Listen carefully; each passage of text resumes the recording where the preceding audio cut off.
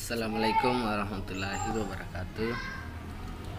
Perkenalkan, nama saya Indra Saputra, NIM R1B1191038 dari Universitas Saluoleo, Fakultas Ilmu dan Teknologi Kebumian, jurusan Geografi.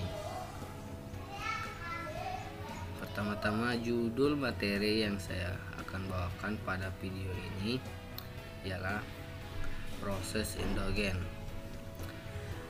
Proses endogen adalah tenaga alam yang berasal dari dalam bumi. Tenaga endogen memiliki peran yang sangat besar karena membentuk raut muka bumi yang tidak rata.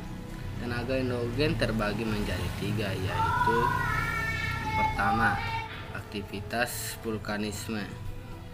Aktivitas vulkanisme adalah semua gejala yang terjadi akibat adanya aktivitas magma yang terkandung di dalam perut bumi. Bentuk-bentuk gunung api ialah: yang pertama, gunung api rekahan, gunung api perisial, gunung api kerucut, dan lain-lain. Jenis-jenis letusan gunung api antara lain: pertama, letusan plinial, yang kedua, letusan Hawaiian, yang ketiga, letusan strombolian, dan lain-lain. Yang kedua, tektonisme. Tektonisme adalah tenaga yang berasal dari dalam bumi berupa tekanan dengan arah vertikal dan horizontal yang menyebabkan terjadinya dislokasi atau perubahan letak. Berdasarkan jenis gerakan dan luas wilayah yang dipengaruhinya, tenaga endogen terbagi menjadi 2, yaitu gerak orogenesa dan gerak epirogenesa. Gerak orogenesa adalah gerakan tenaga endogen yang cepat dan meliputi daerah yang sempit. Adapun gerak epirogenesa merupakan kebalikan dari gerak orogenesa. Yang ketiga, bentuk muka bumi akibat tektonisme meliputi lipatan dan patahan.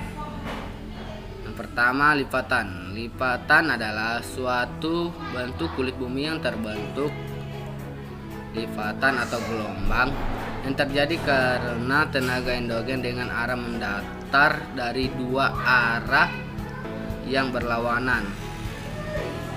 Yang kedua, patahan. Patahan juga terjadi karena adanya tekanan yang menyebabkan pematahan lapisan batuan. Yang ketiga, seisme atau gempa bumi. Gempa bumi adalah getaran atau getar-getar yang terjadi di permukaan bumi akibat pelepasan energi dari dalam secara tiba-tiba yang menciptakan gelombang seismik. Berdasarkan faktor penyebab gempa bumi terbagi menjadi 3 jenis, yaitu sebagai berikut.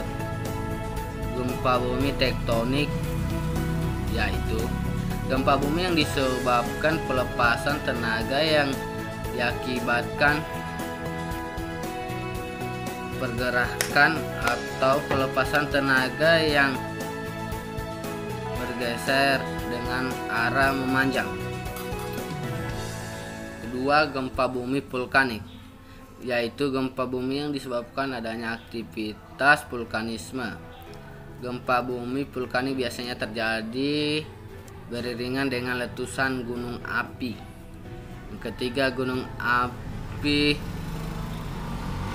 gempa bumi runtuhan, yaitu gempa akibat pergerakan muka bumi yang menimbulkan longsoran atau tanah runtuhan.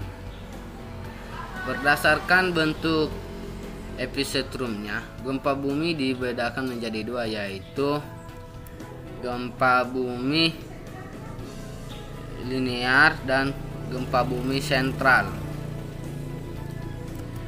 Faktor endogen ialah faktor atau sifat yang dibawa oleh individu sejak dalam kandungan hingga saat dilahirkan. Jadi faktor endogen merupakan faktor keturunan atau faktor bawaan.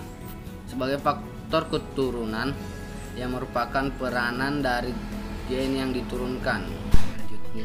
Selanjutnya pengertian tenaga eksogen. Tenaga eksogen ialah tenaga yang berasal dari luar bumi dengan sifat yang merusak permukaan bumi yang terbentuk dari tenaga endogen. Adapun tenaga eksogen bersumber dari hujan, air, angin, sinar matahari, gletser, dan organisme. Pada umumnya tenaga eksogen berasal dari 3 sumber, yaitu atmosfer adalah perubahan suhu dan angin, 2 air dalam bentuk aliran air, siraman hujan, gelombang laut, 3 makhluk hidup dalam bentuk jasad renik, tumbuh-tumbuhan, hewan dan manusia. Jenis-jenis tenaga eksogen. Tenaga eksogen terbagi menjadi beberapa klasifikasi macam-macam, antara lain sebagai berikut. Pertama, pelapukan. Pelapukan adalah proses perusakan kulit bumi dikarenakan baik secara fisik, kimia, atau biologi. Proses perusakan yang terjadi dapat disebabkan dalam bentuk alterasi, perubahan komposisi material, dan fraksinasi. Pelapukan terbagi menjadi 3, yaitu pelapukan fisik, pelapukan secara kimia, dan pelapukan secara biologi. Pelapukan secara fisik ialah perubahan yang berlangsung berhubungan dengan bentuk luar atau pergerakan dari material tersebut.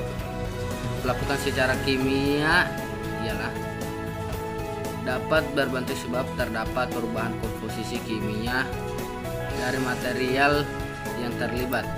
2. Erosi atau pengikisan.